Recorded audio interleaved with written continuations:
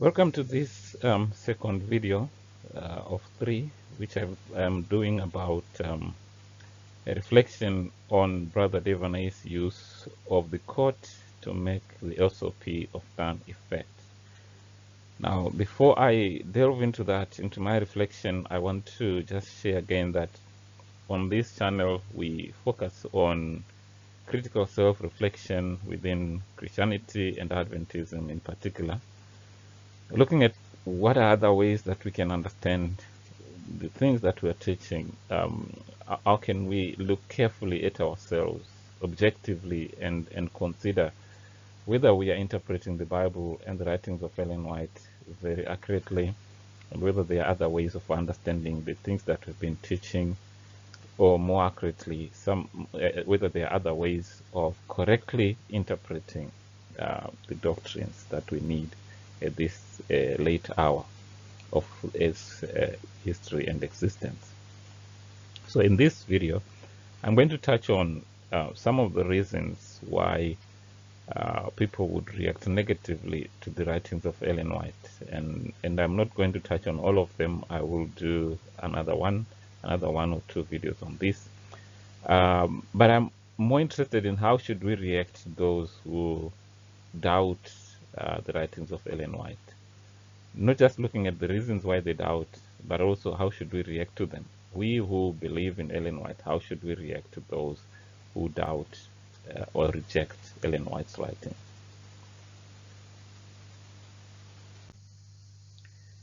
Now, let's think about the writings of Ellen White and their relationship to the Bible. So the question is it possible to come to the truth as taught in the Bible without reading Ellen G. White's writings or even believing in her writings at all? I would say the answer is yes. Let's take a hypothetical situation. Suppose Ellen White taught Trinitarianism, which she didn't. Or suppose she taught the three-person Godhead, which again she didn't. But let's suppose she did. And suppose someone comes to the same faith while rejecting Ellen White. Is that a problem to the Trinitarians? Would they say you have rejected Ellen White, you have made her of none effect because although you believe everything that we believe and agree with us on everything on the Trinitarianism teaching, but because you reject Ellen White, so you're making her writings of none effect? Is that how it works? Would that be a problem? I mean, if it takes going through Ellen White alone to get to the truth, how did all those denominations end up believing the same three-in-one God as modern SDAs, yet they are without Ellen G. White's writings? That's an important point, because, again, Ellen White has become one of those huge stumbling blocks among Adventists, not because she was in error, not because she was wrong. That's not the point, but because of the way her writings are being used. When you listen to some of the most excited and zealous preachers who preach from Ellen White's writings, they don't seem to see the point that they can understand the Bible very well and preach from the Bible, yet using Ellen White to understand the Bible. So I'm trying to interrogate that point here and say that, is it possible then for us to understand the Bible even if we did not believe in Ellen White? And I think the answer is yes. So if it is so, then it is also very possible for us to preach from the Bible alone, yet using Ellen White to understand the Bible. The church itself, the SDA church, has proven that you don't need Ellen White to understand the truth, specifically about the understanding of who God is. Because in 1980, the church adopted the Trinity doctrine, which other denominations already had. They understood exactly the same thing long before, SDAs did, or actually officially took up the Trinity doctrine. So if other denominations were able to do that, then that means that SDAs have just proven that there's truth outside of believing and accepting Ellen White, which they believe is also in Ellen White, but that's not true. So I don't mean to say the Trinity is truth, but I'm reasoning from their standpoint, from the standpoint of an Adventist Trinitarian, that if you have come to know and understand the Trinity just like any other denomination. Yet those denominations have come to that truth, if you want to call it truth, and I don't think it is. But if they've come to that same point without Ellen White, then you have just proven that it is possible to come to an understanding of truth without Ellen White. And therefore it is possible to preach without Ellen White. Now, the rejection and acceptance of the three-in-one God has been happening long before Ellen White was born. Therefore, it is a decision which can happen independent of Ellen White, or it is a knowledge or understanding which can happen independent of Ellen White. But if Ellen White's writings, and this is what I really want to emphasize on, if Ellen White's writings are involved by association with the three-in-one God or three-in-one Godhead doctrine, which pre-existed here, and as people seek to use their writings to support themselves in an otherwise extant and predetermined doctrine, if that is the case, is that the right thing that's supposed to happen? Okay, or to put it in a different way, if Ellen White's writings have been associated with a certain doctrine, right, those people who find that doctrine difficult to accept based on the Bible, they then begin to have problems also accepting Ellen White, because what people have associated Ellen White with is not itself found in the Bible. That's the point I'm trying to make, and that causes a lot of people to have struggle with the writings of Ellen White, and I have personal experience of that. I have personal experience of people who struggle with Ellen White's writings because they have been convinced that she wrote certain things which, when they look in the Bible, they cannot find it. So let me come from a different direction, as I've just mentioned. To those of us who believe that Ellen White taught the Father is the one true God, and he is pre-existent, divine, only begotten Son, and his Spirit, is there an issue if someone comes to the same faith yet without even rejecting Ellen White's writing? If somebody comes to the same understanding that we have, that there is one Father, the one true God, and he is pre-existent, divine, only begotten Son, and his Spirit, is there an issue with us if that happens? To me, there's no issue. What is important is to come to this specific understanding. The acceptance of or rejection of Ellen White's writings is a secondary issue. So, is it wrong because they have not believed Ellen White, even if they have come to the correct teaching, or is it not possible to come to the correct understanding without Ellen White? We've already seen that it is possible to come to the correct understanding without Ellen White. But what is important is that we use Ellen White to bring us to correct understanding, rather than to use Ellen White to point people to believe her and accept her more than anything, because that's not what is required of us. Would we deny that the Spirit of our Father is working in somebody if that person has come to the truth yet rejecting Ellen White's writings? I don't think so. I think the people who have legitimate reasons to doubt and reject Ellen White because of what they've been taught and what they've believed, which is contrary to the Bible. Okay, in my view, I would praise God and praise the Father that people who doubt or reject Ellen White's writings and use the Bible alone are finding the exact same truth that we are finding, even though we are using both Ellen White and the Bible. In other words, they de facto are accepting Ellen White because they are aligning with her teachings, even though by their mouth and by their testimony they are rejecting her.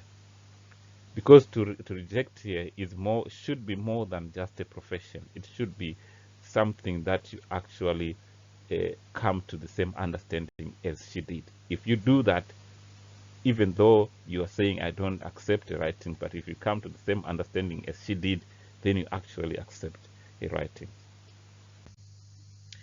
Now, let's talk a little bit about the harm that is caused by associating a good thing with error. Okay, take the Bible for example. You know very well the history of it, that colonialism was spread with as they say, with the gun in one hand and the Bible in another. And in the end, to those to whom the Bible was being presented, was being introduced, They saw the Bible as something that is associated with the Western thought and the Western culture and the dominance and imperialism and colonialism, whatever else you think. And there are people today, and I've met people like that myself today, who have struggled to accept the Bible because it has been associated with all the barbarism that happened during colonial eras. So those people, in my view, they have a legitimate reason to doubt and even reject the Bible. They have a very legitimate reason, because that's what they've been convinced. They've been convinced that the Bible is associated with this thing. The Bible is accepting, is sanctioning, is giving acceptance the practices that were done at that time. Okay, and from their point of view, I think they have a good reason. And for us to just condemn them because they've rejected the Bible without addressing the issue of the association of the Bible with the era, with the barbarism of colonialism, we'll be doing something wrong. We'll be doing something wrong. We have to address that association first, and make them see and decouple, as I say in another place, and decouple the Bible from that era. If we can do that, the Bible becomes acceptable to them. But to simply say they're wrong because they've rejected it, yet they have that legitimate reason, that is true, that has happened, that is a fact, then that is not right. The same thing happens with Ellen White. And I make an extra point here, that an additional point here, that the very people, that is the colonizers, who claim to believe in the Bible, caused those to whom the Bible was introduced to reject it. The same thing we have today also, okay, about the writings of Ellen White. That those who claim to believe in her, those who can quote her writings from memory and give you the page number and everything, the same people can cause the writings of Ellen White to be unacceptable to others because of the way they present them, because of the way they don't decouple the writings of Ellen White from the errors that have been associated with them. Thus again, those who claim to believe in the Bible but wrongly apply it have caused far more harm to it than those who outrightly reject it. In colonial times, the moral conduct of those who rejected the Bible of God may sometimes be found to be more biblical than those who believed in it. Okay, this is the problem that we have. Ellen G. White's writings are in a similar situation today, whereby sometimes the knowledge of those who outrightly reject the writings is more aligned to her writings than the knowledge of those who claim to be, believers in her writings, as we saw with the example of Brother Gamaya that I gave in a different video, the video before this one. So our role as believers in Ellen White, just as our role is as believers in the Bible, is to decouple these documents from the errors that have been associated with them. Okay. Rather than rebuking the rejectors for noticing that there's mixing of truth and error in those who are preaching, okay, and therefore ending up rejecting that instrument that's being used on them, which is the Bible or the writings of Ellen White. Rather than rebuking those people, we need to explain to them clearly that no, this document is not in error. This Bible is not in error. The writings of Ellen White is not associated with error. It is associated with truth. It is truth. And that is the problem with the Trinitarian teaching, because it is an error and it has been associated with Ellen White. And because those who see clearly in the Bible that there's nothing called the Trinity in the Bible, and even some Trinitarians themselves very clearly admit that there's nothing called the Trinity in the Bible, in that sense of one God who is made up of persons, specifically in that sense. When we cannot find that, and we are told that Ellen White was teaching that thing that is not found in the Bible, or when we look in the Bible and we see the definition of Godhead as very simple, meaning divinity or deity or something like that, and then we are told that actually Ellen White did not use that definition, she used a different definition from that one, that causes the writings of Ellen White to be in doubt. And that is what needs to be solved. And those who do that are the ones who are making the writings of Ellen White to be of none effect. There is an example in the Bible where there were two children. Their father came to them and said, "Go and do some work in the field." One of them said, "No, I'll not go." And the other one said, "I will go." And the one who said, "I will go," did not go. And the other one, the one who said, "I will not go," ended up going. So the question was, which one did what the father wanted? It's the one who said, "I will not go," but later on went. So my point here is that those who reject the writings of Ellen White are like that child who said, "I will not go, I will not do it." But later on, because their understanding is correct, they have come to the correct understanding even without that Ellen White. They are like that child who said, "I will not go," but ended up going because they ended up doing what was wanted of them. And there are many people out there outside of Adventism who are doing the work for this time, the work for the last days. Some of the work which Adventists themselves are not doing, or maybe most of them are not doing. Those people, even though they don't have the writings of Ellen White, even though they don't have all the detailed understanding of prophecies and so forth, and all the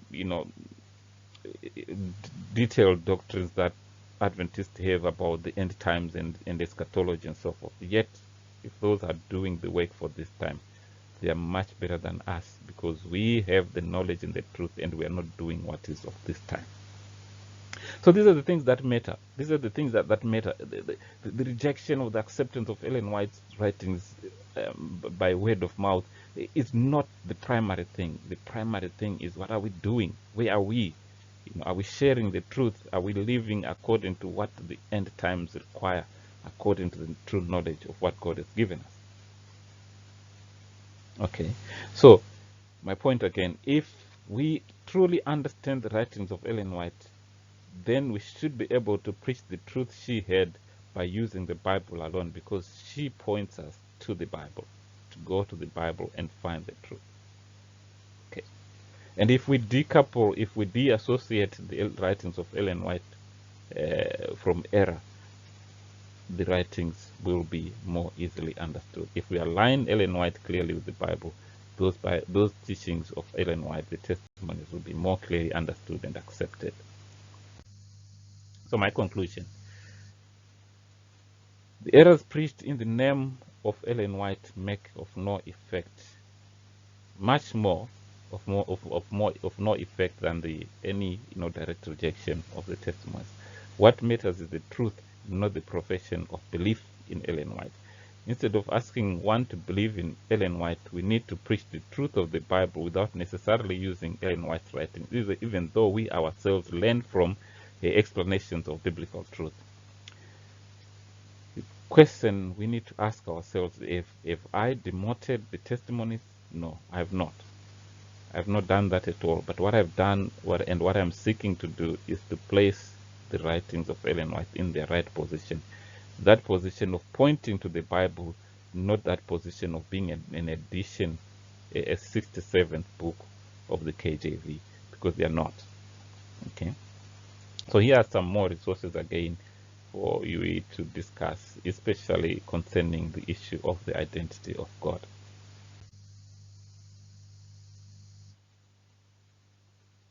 All right. Thank you so much for listening and sharing whatever comments you will give down there. If you do, if you want to write to us, please write to us. We will be happy to have a Christian discussion with anyone who is willing to have a Christian discussion, not accusative, not